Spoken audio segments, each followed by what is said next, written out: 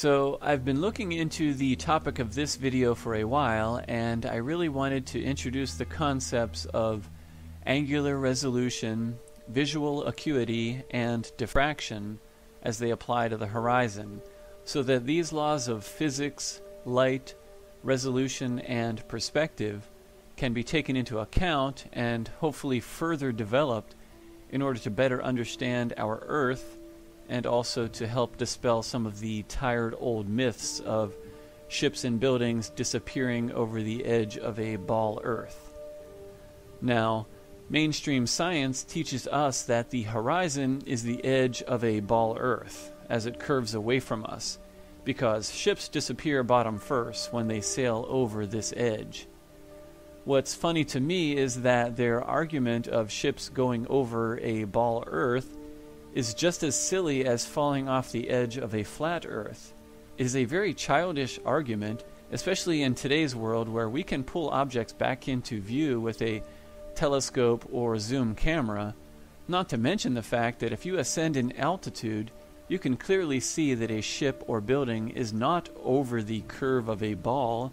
It was simply out of your view due to perspective and the angles of light propagation when you're at a lower elevation. From a higher vantage point, your eyes can clearly see that the water or land is completely flat.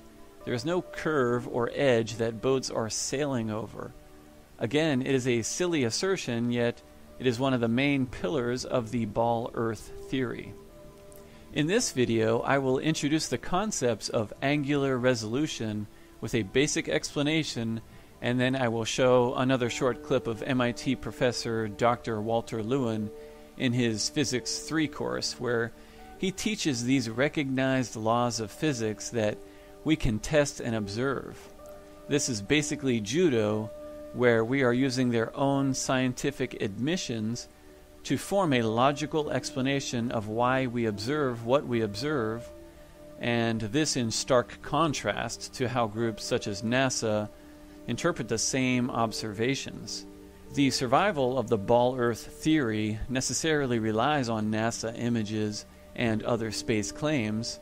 Otherwise, their theory has only silly stories such as a spinning, orbiting ball Earth and non-existent curvature, or the direction of toilets flushing and boats going over the edge of a ball, none of which is observed by the average individual. So to begin, what is angular resolution? Angular resolution describes the ability of any image-forming device, such as a telescope, microscope, camera, or the human eye, to distinguish small details of an object. It is the minimum angle needed so that an instrument can discern resolvable detail, and it represents the resolving power and precision of optical instruments, which includes the eye. This angle is created at the eye or the lens, and it is based on the diameter of an object and that object's distance from the observer or the device. This angle determines the size of the image that is projected onto the retina. So, once an angle is small enough that it reaches the angular resolution limit, no image can be resolved on the retina, and basically the object disappears. The formula to find the angular resolution of the human eye, or any image-forming device, is the constant of 1.22 times the wavelength of light divided by the diameter of the lens aperture or entrance pupil. Once you figure out the angular resolution of, say, the human eye, you can then determine how large or how far away an object must be for you to be able to resolve it. In other words, for you to be able to see it. This is the limit of eyesight, or the resolving power of a telescope, camera, or microscope. Anything beyond this limit cannot be seen. A shorter distance and larger diameter of an object equal a larger angle at your eye, thus easy to resolve. A longer distance and smaller diameter of an object equal a smaller angle, thus difficult for your eye to resolve. The size of the angle is also what gives us perspective. Objects do not physically shrink in size as they move away from us, but the angle in our eye gets smaller and smaller. which is what allows us to determine that it is moving further and further away. For objects coming toward us, the angle will get larger and the object will appear to be larger on the retina. This is an important part of perspective. This is how we distinguish objects moving away versus coming toward us. The angles also help us determine the size or distance of any given object.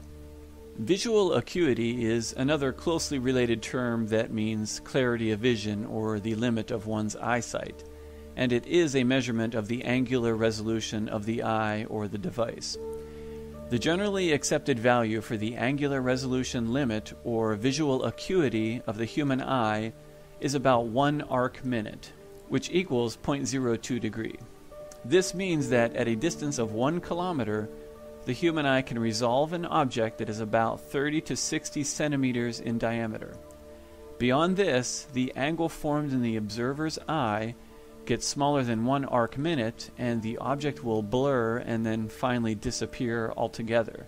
And here is another quick explanation of angular resolution by MIT professor Dr. Walter Lewin. So in the remaining 5 minutes, I want to address the issue of the angular resolution of your own eye. You can now calculate what the ultimate angular resolution is of your own eye, because you can estimate what the diameter is of the pupil, the opening of your eye. 3 millimeters, maybe 5 millimeters, a little bit larger at night when it is dark. Pupil opens up, but we can calculate what this is. If I take 4 millimeters, so I put in for A 4 millimeters, and if I take lambda 5,000 angstroms, it's not an unreasonable value, then I find that the best angular resolution of a human eye is half an arc minute. Cannot be any better. There's just no way around it. You're always stuck with the diffraction limitation. I think, though, that most of you will not be able to see with an angular resolution of 1/2 arc minute. Most of you are probably in the domain of 1 arc minute. It's a little larger than diffraction limited, but it's very close to that. That is 30 arc seconds. That is 600 times worse than Hubble Space Telescope. When you think of diffraction, it's really an incredibly fascinating thing. Because what does diffraction actually means? That it is a limitation that is put upon us, on everyone. Also God. No one can bypass diffraction. No matter how hard we try, we can never undo our chains and handcuffs that are imposed upon us by diffraction. And he's definitely not a flat earther. He obviously believes in the Hubble telescope. The main reason I want to introduce these concepts is to demonstrate with logic that there are scientifically proven and verifiable factors that determine how far we can see with our own eyes and with telescopes. Angular resolution equations are used by NASA, astronomers, and scientists to determine the resolving power of the human eye, cameras, microscopes, and telescopes, including the Hubble Space Telescope. So when people say, if the Earth was flat, then we should be able to see Europe across the ocean, there are scientifically proven laws of light, diffraction, resolution, and perspective that render this statement foolish. Due to the resolving power of our eyes and even the most powerful telescopes, we could never possibly see across an ocean that is thousands of miles in distance. It is impossible due to the laws of physics, due to the physics of the angles, not to mention the additional limitations of diffraction. Again, it is a silly statement that we should be able to see across the ocean if the Earth were flat. However, the mistaken or disingenuous conclusion put forth by the so-called scientific community, in spite of these scientifically proven and accepted limitations on light propagation and resolution, is that the reason we can't see across the ocean is because we live on a spinning ball. Do you see the trick that they're playing? It is like telling little children that a guy on a sleigh in the North Pole brings them presents on Christmas. It sounds outlandish even to children, but they don't know any better, and they don't actually see the parents leaving the presents, and they are given this story by the authority, so they believe it.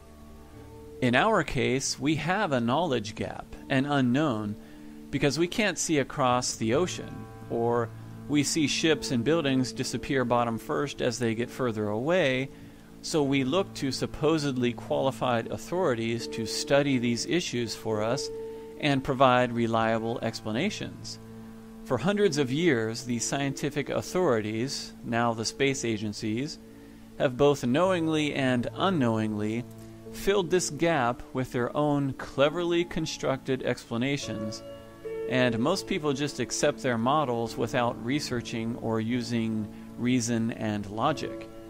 If people did think about the issues critically and logically, they would see that the authority is giving us beautifully wrapped presents and putting out cookies for their fictional Santa Claus, in this case, a spinning ball Earth. One way they fill this gap is to use the angular distance of a sky object to invent their model. The angular diameter, or apparent size, is an angular measurement describing how large an object appears from a given point of view. For example, this involves looking at the sky and determining that the sun and moon have an angular diameter of about 31 or 32 arc minutes, which equals a half of a degree. So this is the angle created in our eye or in a telescope, which means that the sun and the moon can be around 31 miles in diameter and 3,500 miles up, or, as the authorities claim, the moon can be 2,159 miles in diameter and 237,000 miles away. And they claim the sun is 864,575 miles in diameter and 93 million miles away. You see, both measurements are correct based on the angle we see from Earth.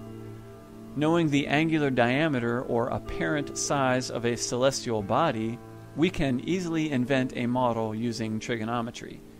We could say the sun is 500 miles in diameter and 57,000 miles away, or maybe it is only 5 miles in diameter and 500 miles up. Or, if we wanted to get really crazy, we could invent a sun that is 2 million miles in diameter and 229 million miles away. Of course, if we did that, we would then have to adjust all of the diameters and orbital speeds of the planets and distances, but this should give you an idea of how they have constructed their model, because they are all built on apparent sizes, the angular diameter of lights in the sky visible from Earth. So, relationally, the math works out. They then construct their universe model around these angles, filling in and changing the numbers as needed to fit their assumptions. This is why the spins and orbits are so ridiculous, yet mathematically they work out because it's all based on the angles. And this is also the reason why they changed the distance of the sun over the years to fit their model. This assertion of boats going over the edge of a ball Earth is silly. Check out this footage from a channel called Wide Awake. This guy filmed some great sky and horizon shots showing that objects can be brought back into view, and more importantly, his shots also demonstrate diffraction and the resolution limit of these objects at those distances and at those angles. As you can see in his footage, the boats, once they are close enough to resolve, appear like little smudges, and they also appear to be floating above the horizon. The boats are not mirages floating in the air, although there is an inferior mirage that appears inverted below the actual boats in his footage. To prove this, he actually tracks them all the way in, and the closer a boat gets, the more resolved it becomes, and the more detail you can see. This is a perfect illustration of visual acuity and the angular resolution of the camera, which is obviously better than our eyes, but the principle is the same. And again, if you increase your altitude, say to the top of a hotel or in an airplane or on a mountain, you create better angles and you can of course see further, but even there you will eventually reach a resolution limit. It is unavoidable, but it is not an edge that Santa Claus is falling over. Look at the water in his shots. Some would call the resolved water line the horizon, but you can clearly see boats fully in the water beyond the resolved water line. You can even barely make out the water being sprayed up from the motor. The surface of the water extends beyond the resolved water line, but it is too far and at too sharp of an angle for the camera or your eye to completely resolve. There's also a lot of diffraction going on due to this angle and the light or atmospheric conditions. Therefore, you get a blurred section that reflects the sky and the boat as an inferior mirage. Again, this happens beyond a point where the eye or camera can no longer clearly resolve the water due to the angle and diffraction. It is where your eye or camera can no longer distinguish points of light. The image blurs and turns into a mirror under certain conditions. Look at the shimmering and changing edges of the top of the waterline as the camera resolves it at its maximum distance. Beyond this distance, the water is at too small of an angle to resolve any detail. At this point, it does exactly what a road will do on a hot day. It reflects the light waves like a mirror because the eye or camera can more easily resolve these reflected light rays than they can the actual surface of the road or water. On the ground or on the water, you can see the inferior mirage or reflection of the boats and cars. Some people will claim that the boat itself is a superior mirage and that the actual boat is over the edge of a ball. This is silly for two reasons. Number one, a superior mirage is inverted, and number two, in this footage, he tracks these boats the entire way in, so you can verify with your own eyes how a boat will barely come into view as a small blur, and then as it gets closer and closer, the angles get larger and your eye can then resolve more and more detail. This is observable, repeatable, apparent, and can be verified by anyone. Unlike NASA's theories, of course, that nobody can verify unless they can build a little rocket ship. Finally, I would like to discuss the issue of boats or buildings being cut off by the horizon line over water, which many people falsely attribute to the object being over the edge of a ball Earth. Again, I would start by saying that it is easy to debunk this simply by increasing your altitude. If there were a massive drop in curvature obscuring the boat or building, this would be apparent from higher up. Our eyes are not that bad. We can clearly distinguish slopes and hills in the distance, and when you increase your altitude, you can clearly see that the target object lies on the same flat plane as the original observation point. This is simply a function of perspective, angular resolution, and diffraction. When you stand on the seashore, you can see a horizon line, which is basically the limit of your ability to resolve the water, because at a certain distance, the angle becomes too small and diffraction also plays a part. Above this waterline horizon will be everything that your eye can resolve above your eye level. For example, from the beach, I can see about 3 to 4 miles of the water's surface, which in my field of view extends from my feet up to my eye level, and it represents my horizon and the limit of my sight up to my eye level. Now, there are hotels located about 18 miles away in this picture, and these hotels are above my horizon line, yet appear to be cut off by the horizon. Not because they are over the edge of a ball. This is simply the point where they fit in due to perspective, where objects that are closer are in front of objects that are further away, which is also a function of diffraction and angular resolution. I cannot resolve the hotels any lower because the angle is too small. If I could resolve the hotels lower, then logically I would be able to resolve more of the surface of the water at a greater distance. But we know this is not possible due to the laws of physics. However, if I were to go up in an airplane, I would be able to see the entire distance from the beach to the hotel, and I could also see that it is flat as a pancake. The hotel is not obscured by the edge of a magic ball. It is simply perspective and angle of view. The limit of what I can see above and below my eye level converge at what we call the horizon line or vanishing point. So check out this little experiment I did. In order to simulate the size and distance of that hotel, I took a small glass bottle and put it on the road and then filmed from ground level.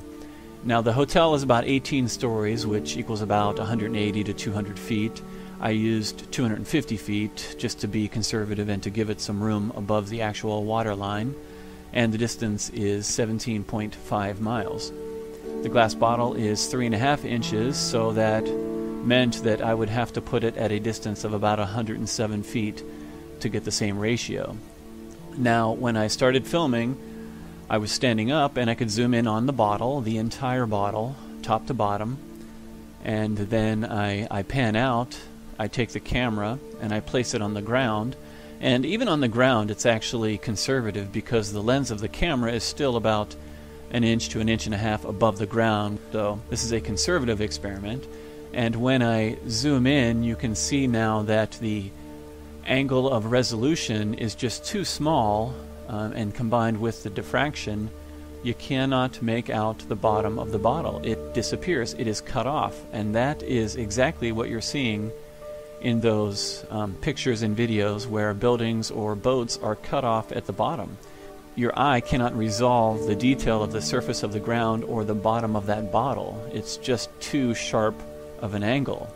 And you can even actually see beyond the bottle where the road is, again, the same color, because your eye can resolve that a little bit better because it makes a curve and it's a little bit, the angle is a little bit better on the road beyond where the bottle is. So that's a pretty interesting little experiment and shows you the effect of diffraction and angular resolution. And again, even on the ground, the lens of the camera is about 1 inch or 1.5 inches off the ground, which when you compare that to the bottle, that is almost half of the bottle. So that would probably equal an observer that is about 100 or 150 feet in the air filming the hotel in New Smyrna. So if I was actually on the ground with the camera, I'm sure that the diffraction would probably cover almost the entire bottle, if not half the bottle, and it would look exactly like the water line covering these hotels or these boats. But you can see the principle. It's verifiable and it's repeatable, so it's an explanation. We don't have to use the Santa Claus falling over the edge of a ball to explain what we see. If I'm standing on the beach at sea level, then obviously my field of view from my feet to the horizon will be much shorter due to the angle. Again, about 3 miles from the beach is approximately the limit for a 6-foot-tall individual. Yet the distance of my field of view above the horizon will be much greater due to the angles. Therefore, I can see most of a hotel 18 miles away, but again, not the bottom of the hotel due to the angular resolution and the angle of perspective.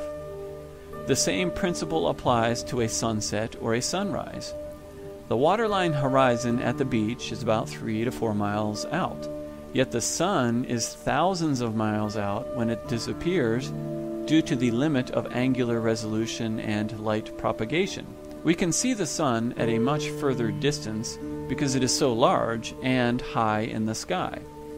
But just like anything else, once it gets far enough away from the observer, the angle becomes so small that it will disappear, the furthest edge first, appearing to go down behind the water. This is what you would expect to see based on perspective. Something closer will appear in front of something farther away. This does not mean it is due to a spinning ball Earth. It simply vanishes at the waterline horizon due to perspective. Even the sun is subject to the laws of perspective, angular resolution, and diffraction. With a sunrise, it is the opposite. We see the top of the sun first because it is approaching us. Therefore, the side that is coming toward us is the first section of the sun to come into our field of view due to angular resolution. And again, due to the laws of perspective, the sun will always appear to be behind the much closer water line. Some will say that it is due to the spin of the ball that you live on, but I think perspective makes more sense, and the sun is simply coming into our field of view due to, again, angular resolution. The problem that truth seekers or flat earthers face when trying to expose lies and deceptions is that most people put their own brains on sleep mode, and they put their trust in the so-called scientific authorities to investigate and explain the reasons for phenomena that we observe from Earth. This is not to say that the scientific community is purposely promoting an incorrect model. What is happening is that everyone is so specialized that they only see a small portion of the big picture. We are basically compartmentalized due to the level of sophistication of technology and our economy. People are also conditioned from kindergarten and throughout school to conform, to obey, and repeat government-sanctioned science. People are conditioned to treat any questioning of the spinning ball Earth as idiotic and primitive. If you mention flat Earth, the reaction is guaranteed to be ridicule, laughter, or even anger at the stupidity of such a statement. No one likes to be wrong, and no one likes to be ridiculed, so there's not much straying from the herd in today's world. I personally believe there's a lot of compelling evidence that calls into question the scientifically accepted model brought to us by the politically created agency of NASA. If everything is exactly how space agencies and government scientists tell us, then we are going to need much more and reliable proof other than CGI images and silly old stories. It is amazing how academia conveniently forgets the debates that used to rage about the rotundity of the Earth, and not by idiots, by learned men and women. So, in closing, I just want to reiterate that there are other alternatives to the theories that were taught to us as fact by space agencies and the political scientific authorities. There are logical and scientifically accepted laws of physics, such as angular resolution, diffraction, and perspective, which can be applied in this pursuit. You don't need to be a math genius or have a PhD in physics to understand that there are physical limitations on our ability to see, even with telescopes and cameras. We need to have faith in our own ability to think and use logic and reason. Otherwise, there are many opportunistic groups of individuals who will step in and do the thinking for us. And these groups may not always have our best interests at heart. In fact, they will take advantage and control those who cannot or will not think for themselves.